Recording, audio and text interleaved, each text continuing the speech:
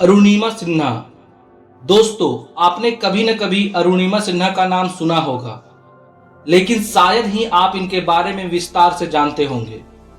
अरुणिमा सिन्हा का नाम इतिहास में स्वर्णिम अक्षरों में लिखा गया है।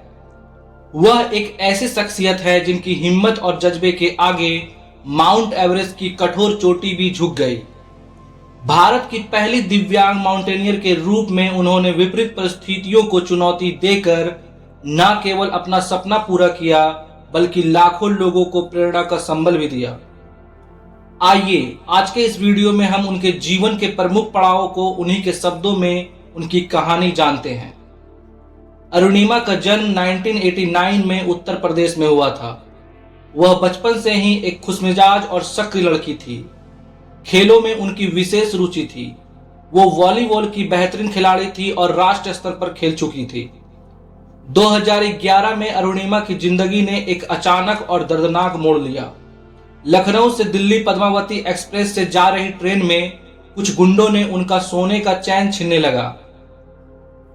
हालांकि वो उससे अपने आप को डिफेंड कर रही थी कि उतने में वो दरिंदों ने उन्हें चलती ट्रेन से धक्का दे दिया।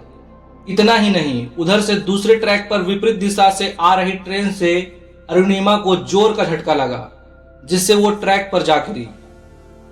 अरुणिमा खून से लथपथ रात भर सुनसान ट्रैक पर बेहोशी हालत में पड़ी रही। इससे ज्यादा तकलीफ ये जानकर हुआ कि जो लोग उसे ट्रैक से अस्पताल ले गए, उनका कहना था कि रात भर चूहे उनके घाव को नोचता रहा। इस हादसे में उनका एक पैर घुटने के नीचे कट गया, एक हादसा जिसने उन्हें अंधकार की गहरी खाई में ढकेल दिया। इस हादसे के परिणाम स्वरूप उनका एक पैर काट दिया गया, लेकिन उनका जुनून और हौसला कभी नहीं हारा। उन्होंने अपने जीवन को पुनर्निर्माण करने का निर्णय लिया और पर्वतारोहण की दुनिया में कदम रखने का सपना देखा। हालांकि अरुणिमा की आत्मा में एक आदम्य जज्बा था। इस भयानक हादसे ने उन्हें तोड़ नहीं सका, बल्कि उनके हौसलों को और मजबूत कर दिया।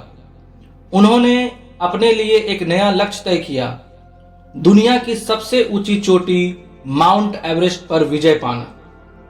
हादसे के बाद दिल्ली एम्स में करीब 4 महीने तक रहने के बाद वह ठीक हुई। उनके एक पैर के रूप में कृत्रिम पैर लगाया गया, जबकि दूसरे में रॉड लगी थी। दिल्ली एम्स से छुट्टी मिलने के बाद उन्हें दिल्ली के एक संगठन ने कृत्रिम पैर दिए। अस्पताल से निकलने के बाद वह सबसे पहले जमशेदपुर गई और वहां जाकर बेछेंद्री पाल से मिली। बेछेंद्री पाल अरुणिमा से जब मिली तो वह उनसे कही कि अरुणिमा, तूने इस हालत में यह सपना देखा, तेरा सपना तो सच होगा ही। अब तो दुनिया को दिखाने के लिए ही तुझे चढ़ना है, बाकी तू जीत पहले ही गई है। बेछेंद्री पाल ने अरुणिमा के सपने को पूरा करने में खूब मदद की और उन्हें अपना शिष्य बनाया। अरुणिमा ने पूरा मन लगाकर मेहनत की और अपने सपने को पूरा करने की प्रक्रिया शुरू कर दी। अपने सपने को पूरा करने के लिए अरुणिमा ने नेहरू इंस्टीट्यूट ऑफ माउंटेनियरिंग में दाखिला लिया। उनके कृत्रिम पैर के साथ पहाड़ों पर चढ़ना किसी भी सामान्य इंसान के लिए कल्पना से परे था। कठिन प्रशिक्षण के दौरान खून पसीने और आंसू बहाए, लेकिन उन्होंने हार नहीं मानी। 2013 में उन्होंने माउंट एवरेस्ट को चढ़ने का निर्णय लिया और इस कठिन यात्रा में उन्होंने अपनी उदारता, साहस और आत्मविश्वास का परिचय दिया। अरुणिमा के दल में 6 लोग शामिल थे।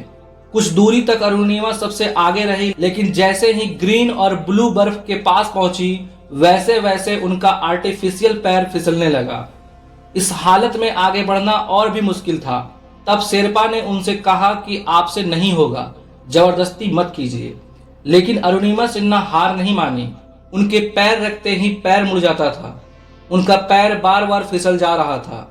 बाद में वह बर्फ के टुकड़े हटाती और उस जगह में आर्टिफिशियल पैर रख कर आगे बढ़ती।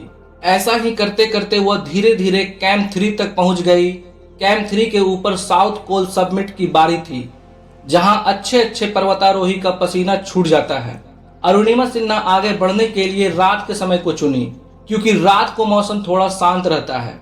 वह जिस रोप में थी, उसी रोप में एक बांग्लादेशी अधमरी हालत में दर्द से चिल्ला रहा था। उसकी चीख सुनकर और वातावरण को देखकर वह डरने लगी थी। उन सब के रोंगटे खड़े हो जा रहे थे। उस समय वह 10 से 15 मिनट तक अपनी जगह पर ही स्थिर रही। और फिर उन लाशों को लांग कर आगे बढ़ना शुरू कर दी। कुछ दूरी जाने पर शेरपा ने उन्हें बताया कि उनका ऑक्सीजन भी खत्म हो रहा है, तो उन्हें वहीं से वापस चले आना चाहिए। लेकिन उनके बाद भी अरुणिमा सिन्हा ने वापस लौटने का फैसला नहीं किया। उन्होंने अपना हौसला बनाए रखा और आगे बढ़ते रही। अंततः अरुणिमा सिन्हा ने अपने बुलंद हौसलों से चढ़ाई पूर्ण की। उन्होंने 52 दिनों में माउंट एवरेस्ट पर अपनी जीत का तिरंगा लहराया और 21 मई 2013 को अरुणिमा सिन्हा माउंट एवरेस्ट पर तिरंगा फहराने वाली विश्व की प्रथम दिव्यांग महिला माउंटेनियर बनी।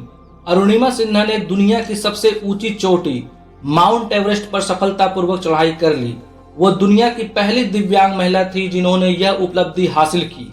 इस जीत ने न केवल भारत बल्कि पूरी दुनिया को झंझोर दिया। इसी के साथ वह दुनिया में पहली एक्पेड एम्प्यूटी व्यक्ति बन गई जिन्होंने एक पैर के बिना इस ऊंचाई को प्राप्त किया। माउंट एवरेस्ट के बाद अरुणिमा ने विजय का सिलसिला जारी रखा।